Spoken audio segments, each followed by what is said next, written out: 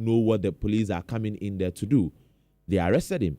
Prove that this concession that you're talking about is legal and it belongs to you. We have arrested people who are suspected to be national security operatives in Continent. And we filed that report of that individual claiming that he was employed into the national security 3 days ago prior to our operation, and that he is the one in charge of the illegal mining operation that goes on in there. He supervises all that. He said that on camera. When you read, 2 days ago, President Muhammad, through the Attorney General, instructed the Yoko to investigate Joseph Yamin, Yakubu Abanga. And that was yesterday. That was yesterday. Yeah. When you read the media report, the phrasing of the statement, it says that the Attorney General is doing that based on public outcry, media report, and intelligence.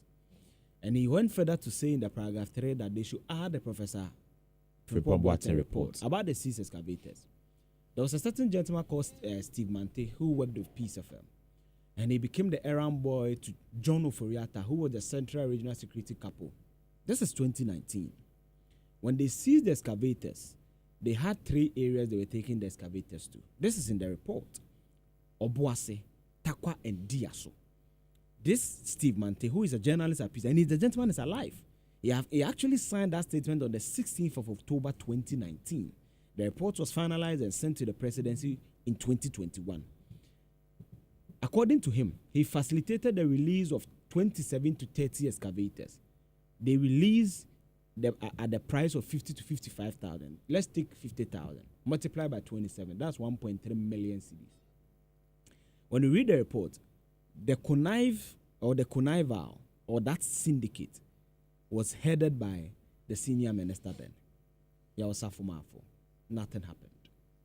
So you see, it's sad that we will sit here. Look at the video. How Nana watch. At a point, I even Yima was even telling me Nana watch even look like a galamsey. The side packs and the side packs. You have to be running. Look at how this young man in his 20s was panting.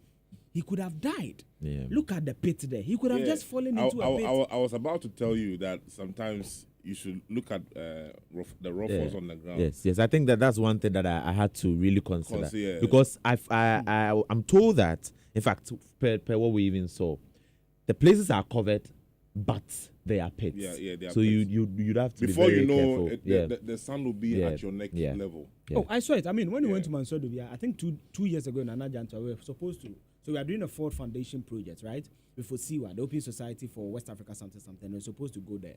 The guy told me, Chamai, they can sink excavators. Yeah. So you didn't see the thing that we are talking about is not easy. On Monday, the operation took us to Pechin Kroma. That's where we ended on Monday. I think that there's been a new directive, if my mind sets me right, from the president or the minister for lands and natural resources, that says that excavators, we should not import new excavators. I don't know if in fact, and also the DVLA said that they're going to register excavators and give them trackers to track exactly where they are. But now we have excavators that came into Pechin Kroma, Koben, Kontine, Arunga, fresh just a week ago. Brand new excavators are coming in. So who is bringing them? Who is bringing these excavators? Who is clearing them on the Who port? is clearing the excavators at the port? Who is licensing these? Are they even being licensed after all? Because see, for me, nothing. If you ask me what surprised me during all of this operation, is my observation at Tano Offin. Eugene, this is a virgin land. Like where we went to is purely. It had no trace of destruction. The farmers had brought in their farming, their cocoa, their contumely, and all that. Everything is in there. Even for us, I got contumely from in Continent. No, from Tano Offin. I got fresh contumely from there. But the areas that these farmers are planting their contumely are now being destroyed by illegal miners. So their livelihoods are also being affected. Are being affected. And they go to the farm and they are worried about these same contumely that they have to take home because they don't know the chemicals that have been poured upon or on these plantations that they've made so far. And you see, when you even look at the machines on our Facebook now, and these are new machines. They are fresh machines. They were set up. You can clearly see they were set up just few days ago. Now at dawn, Eugene, at Nkontine, that's where we bent these machines. At dawn, we had people mining at dawn. Look at the distraction. See, at dawn, This was around 4 a.m. and it took us to the early morning. So I was standing here somewhere around 4 a.m. And at 4 a.m. when we had entered the area, there were people, children mining. We caught one child, 18 years, now on mining. You know the sad I thing. don't. You know the sad thing when I look at this, right? So let's just say maybe we have given them proper licenses to mine. Maybe. The practice that they are doing here right now defies every logic. In fact, common sense. Common sense. We have said it plenty times over here that it's not that Ghana does not need mining. We all know what gold is doing to our economy these days with the gold board and all the conversations that is going on around it. But at least we year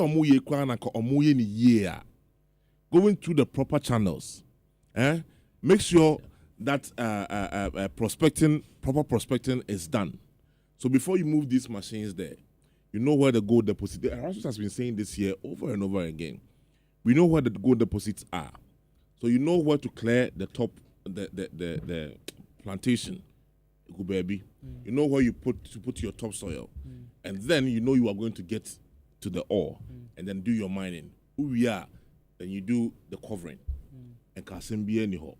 But apart from Boni or Mosedi, they will leave it like this.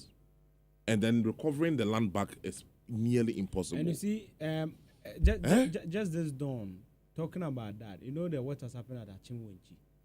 So, you see what Nana Boachi was, the school children. Someone may go there unknowingly, go into the farm. There will be a pit. They will not come back home. Yeah.